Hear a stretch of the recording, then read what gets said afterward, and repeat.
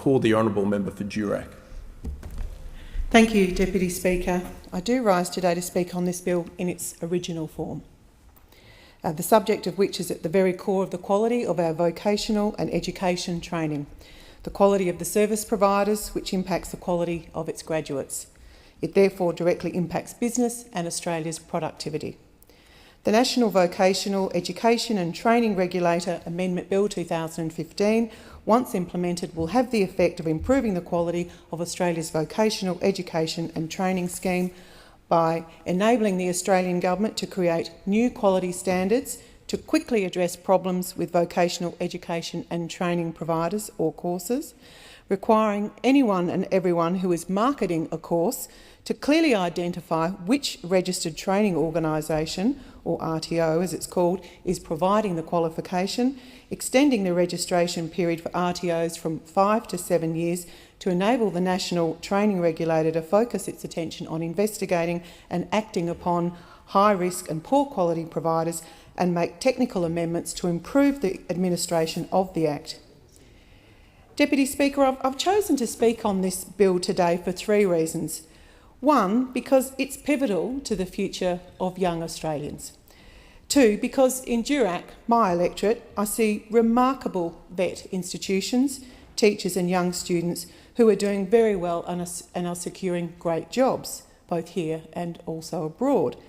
And because I am distressed by the less than complimentary anecdotes and comments about aspects of the system generally as it relates to the quality of training and also to the waste.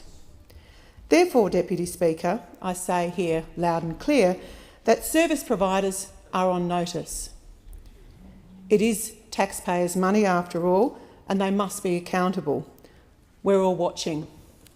Not only is poor service in its broadest terms unjust to young people and students, but it's also damaging our productivity as a nation and to our reputation, as we heard from the previous speaker about unscrupulous training providers.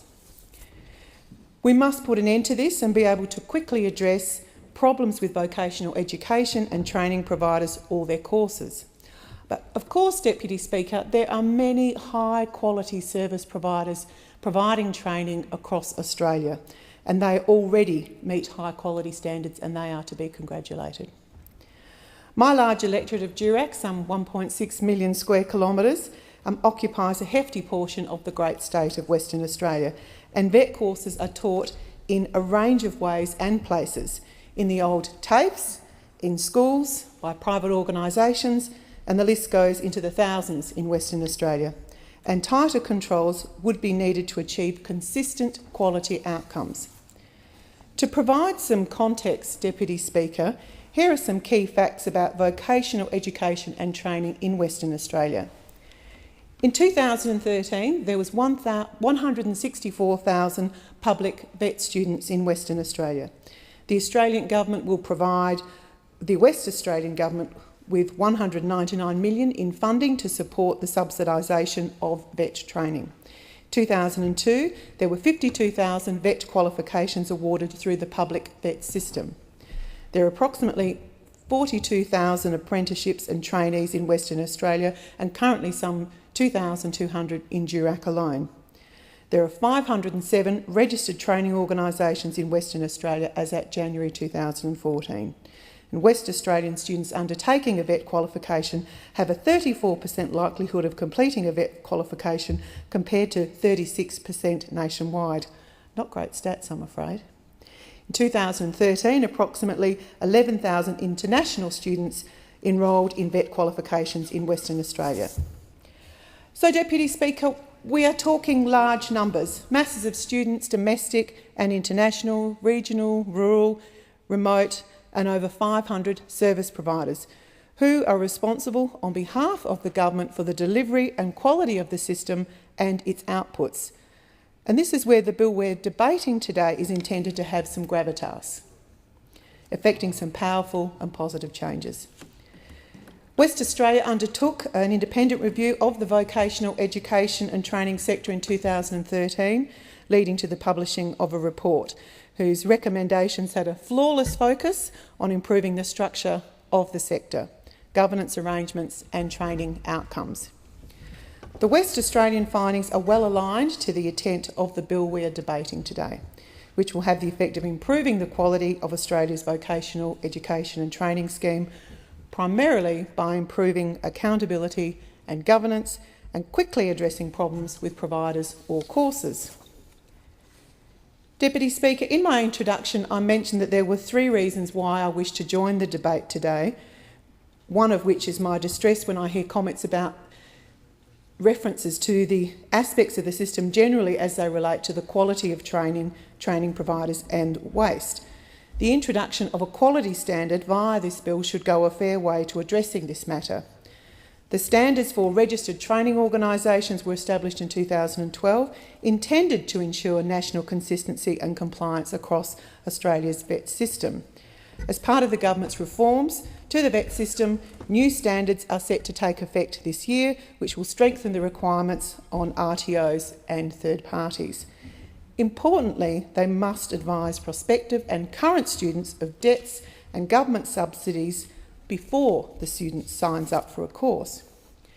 Secondly, in order to overcome the change cycle for standards, which is around 12 months, a new instrument equivalent to emergency powers is being introduced to be used only for serious and critical issues impacting on the quality of training being provided to students.